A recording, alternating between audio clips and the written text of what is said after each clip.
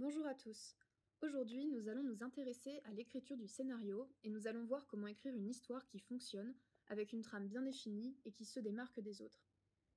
Je m'appelle Salène Février sur les réseaux, je suis l'auteur de Blood in Love et Saint Angel, deux séries publiées sur Webtoon. Bienvenue sur la chaîne et prenez de quoi noter, car aujourd'hui, je vais vous dévoiler mes secrets de fabrication. On pense à tort que l'écriture, c'est pour ceux qui ont du talent, mais c'est avant tout une question de travail. N'importe qui consacre de son temps et s'investit sérieusement dans l'écriture peut apprendre à raconter des histoires passionnantes. Bien sûr, plus on s'y prend tôt, plus notre cerveau assimile des automatismes d'écriture à force d'être sans cesse exposé à des récits, comme au théâtre, au cinéma ou au ballet. Bonne nouvelle, il n'est jamais trop tard pour s'y mettre. Raconter des histoires ne date pas d'aujourd'hui. En fait, on le fait depuis la nuit des temps. Des peintures rupestres dans les grottes à aujourd'hui où les histoires sont retranscrites au grand écran, en passant par l'invention de l'écriture, puis de l'imprimerie, qui a permis de les figer dans le temps et de les diffuser. L'être humain a toujours eu besoin de raconter des histoires. De nombreuses théories sur comment écrire une bonne histoire ont vu le jour. Certaines sont basées sur des récits classiques que l'on retrouve partout dans le monde, comme Le voyage du héros de Joseph Campbell ou la structure en 3 actes de Siegfried. D'autres, plus modernes, défendent l'importance de l'intrigue et proposent des listes, comme les 36 situations dramatiques de George Polti ou les 20 types d'intrigues de Ronald V. Tobias.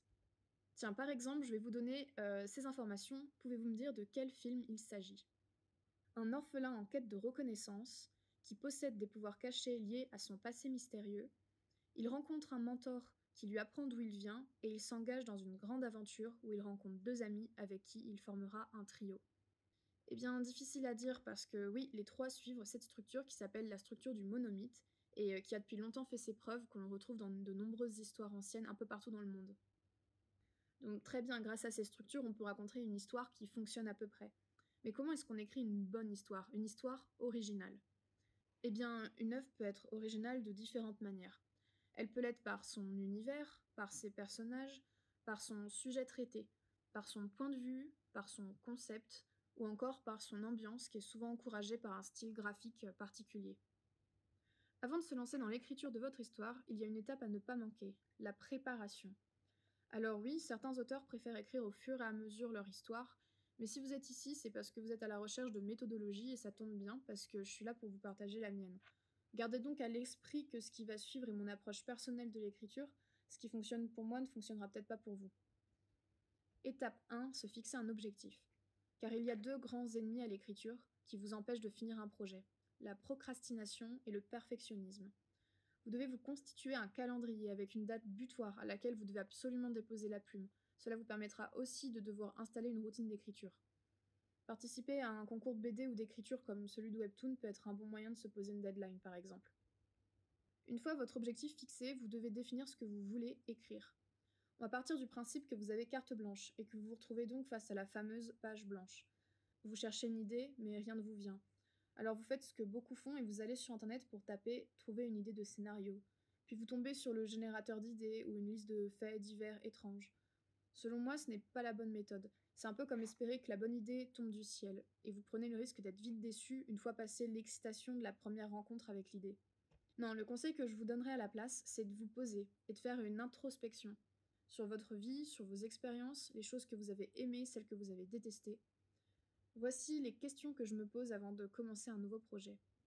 Qu'est-ce qui me rend unique? Quels sont les thèmes qui me tiennent à cœur? Quelles sont mes œuvres préférées et est-ce que je peux trouver un lien entre elles? Et enfin, qu'est-ce que moi, en tant que lecteur, j'ai envie de lire en ce moment? Chaque personne a une vie et une expérience uniques, alors pensez pas que vous avez rien d'intéressant à raconter. Et si vous êtes là, c'est justement parce que vous avez des choses à raconter. N'ayez pas peur que votre histoire rentre dans un genre. Cela ne l'empêchera pas d'être originale et permettra même de canaliser vos idées, afin qu'elles ne s'éparpillent pas. Car oui, à un genre s'appliquent des attentes, et donc un public. Si vous écrivez une histoire d'amour un peu mature, vous attirerez un public plutôt féminin, adolescent, en recherche de sensualité et de romantisme. Si vous écrivez un thriller, vous attirez les adeptes de frissons, de mystères à élucider, de suspense et d'atmosphères fascinantes. Rien ne vous empêche par la suite de jouer avec les attentes du genre pour surprendre le lecteur. Et c'est d'ailleurs ce qu'on attend un peu pour créer une histoire originale. Normalement, à cette étape, vous devez déjà avoir certaines idées ou thèmes qui vous viennent à l'esprit. Et s'il y en a trop, vous vous retrouverez sûrement face à la page noire. Il y a trop d'idées, vous ne savez pas laquelle choisir. Pas de panique, il vous suffit simplement de trier toutes vos idées. Fusionnez les idées trop proches pour n'en avoir qu'une et essayez de les répartir dans différents projets. À la fin, vous pouvez avoir plusieurs projets, un qui est plutôt vers de l'horreur, un qui est plutôt vers de la romance en fonction de ce que vous avez l'habitude de lire et ce que vous aimez. Ensuite, pour savoir lequel choisir, prenez simplement celui qui vous semble le plus fourni, maturé et travaillé. Car sinon, vous risquez de retomber dans le piège cité plus haut, vous lancer dans une idée qui a l'air très bonne, mais qui n'est pas encore mature et que vous risqueriez de gâcher. Vient ensuite l'étape de documentation. Encore une fois, si vous avez un intérêt soudain pour un sujet qui ne vous a jamais intéressé auparavant, vous allez avoir un travail monstre de documentation, de lecture et d'analyse à faire, et cela peut vous décourager. A l'inverse, si depuis toujours vous consommez des romans et œuvres de fantasy, alors il y a de grandes chances pour que vous soyez plus à l'aise pour en écrire. Si vous avez par exemple choisi le conte gothique, remontez ses origines jusqu'à Carmilla la vampire ou les premiers arts gothiques. Si vous souhaitez traiter d'un sujet historique comme l'Égypte antique, allez au musée, regardez des documentaires ou des films traitant du sujet. Mais bon, je vous apprends rien car ça c'est du bon sens. Enfin, nous voici à l'étape tant attendue, après toute la partie préparation, la construction de notre histoire. Une histoire a pour élément principal l'intrigue. L'intrigue vient du latin intrigo, qui veut dire complication, embrouillement.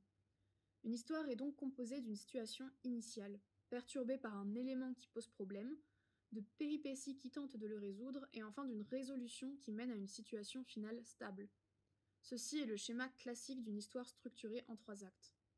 Quand l'élément perturbateur intervient, une problématique liée à un thème apparaît, un peu comme en philo. La résolution de votre histoire et la situation finale sont donc extrêmement importantes car elles constituent votre réponse à cette question. Votre histoire est en quelque sorte une dissertation. Par exemple, imaginez qu'à la fin de Roméo et Juliette, les deux amants ne se suicident pas ensemble, mais décident de fuir loin de leur famille pour filer leur grand amour. Le message aurait été bien différent. Le second élément central d'une histoire sont les personnages. Ils sont extrêmement importants car ils sont vecteurs d'émotions pour le public, ils font avancer l'intrigue, ils confrontent leurs idées et nous font réfléchir. Plus les personnages sont importants, plus ils vont être détaillés. On les divise en général en 3 grandes catégories. Les persos principaux ou protagonistes, les personnages secondaires, comme le mentor, le rival, l'intérêt romantique, et les figurants, ceux qui servent de décor et remplissent les fonctions, comme marchands, danseuses, enfants, soldats, etc. Les dynamiques de personnages sont également très importantes. Parmi les plus populaires, on a le triangle amoureux, avec le héros, l'intérêt romantique et le rival, le trio freudien, avec l'id qui ne fonctionne qu'à l'instinct, le super-ego qui ne fonctionne qu'à la réflexion, et l'ego qui se trouve entre les deux. Et enfin le trio de la trinité, avec le héros, le mentor et le rival. Un personnage, comme une histoire, va évoluer et est soumis à ce qu'on appelle un arc de personnage, ou intrigue de personnage. Pour écrire l'arc de vos personnages, vous pouvez vous inspirer par exemple des 12 types d'intrigues de Tobias, dont voici quelques exemples. Il est important de hiérarchiser les arcs de personnages en fonction de l'importance du rôle qu'il tient ou du genre de votre histoire. Chaque intrigue se déroule en à peu près 3 actes, mais il faut bien faire attention à ce qu'il ne se passe pas en même temps.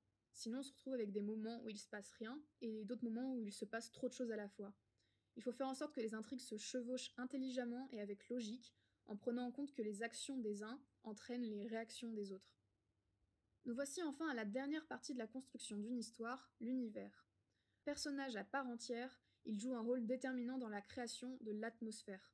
Le choix de l'univers donne également le ton, le thème et souvent la problématique. Il est aussi important de noter que l'univers peut interagir avec les personnages et que cela transmet également un message. Par exemple, si un personnage plein d'espoir évolue dans un monde sombre et injuste, qu'il arrive à le changer pour en faire un monde plus juste, cela véhicule un message d'espoir. A l'inverse, si le personnage, malgré tous ses efforts, finit par abandonner et sombre dans la noirceur du monde, le message sera un message plutôt de désespoir. Félicitations, votre brouillon est prêt. Vous avez votre frise chronologique et vous savez à peu près comment vos personnages évoluent dans votre intrigue. Il faut donc passer à l'étape de la relecture et de la correction. Alors pourquoi se relire et faire relire? Première raison, pour s'assurer que tout est bien compréhensible et que le message est clair. Si vos lecteurs tests n'aiment pas l'histoire, ce n'est pas grave, chacun ses goûts. En revanche, s'ils ne la comprennent pas, c'est que vous, en tant qu'auteur, êtes passé à côté de quelque chose. Deuxième raison, pour simplifier. Au premier jet, on a tendance à trop en faire, à vouloir trop expliquer, c'est souvent ce qui perd les lecteurs. Alors essayez de simplifier vos idées. Si deux personnages se ressemblent trop, fusionnez-les. Si une scène ne sert ni à faire avancer l'intrigue, ni à approfondir l'univers, ni à développer vos personnages, supprimez-la. Une fois votre récit achevé, il faudra le faire rentrer dans un format. Et oui, pour un roman, il faudra le diviser en chapitres, pour un film en script, et pour un webtoon, eh bien c'est un peu particulier. Le webtoon a en général un rythme de publication hebdomadaire, c'est-à-dire qu'une semaine passe entre chaque chapitre. C'est très long, et les lecteurs suivent beaucoup de séries, alors quand ils reprennent la lecture du vôtre, ils peuvent vite être perdus. C'est pour ça que sur un chapitre de 65 cases, j'en garde quelques-unes au début pour resituer le lecteur, et quelques-unes à la fin pour créer un cliffhanger, c'est-à-dire un moment de tension qui donne absolument envie au lecteur de lire la suite. En conclusion, l'écriture de scénario est selon moi une question d'équilibre entre instinct et technique.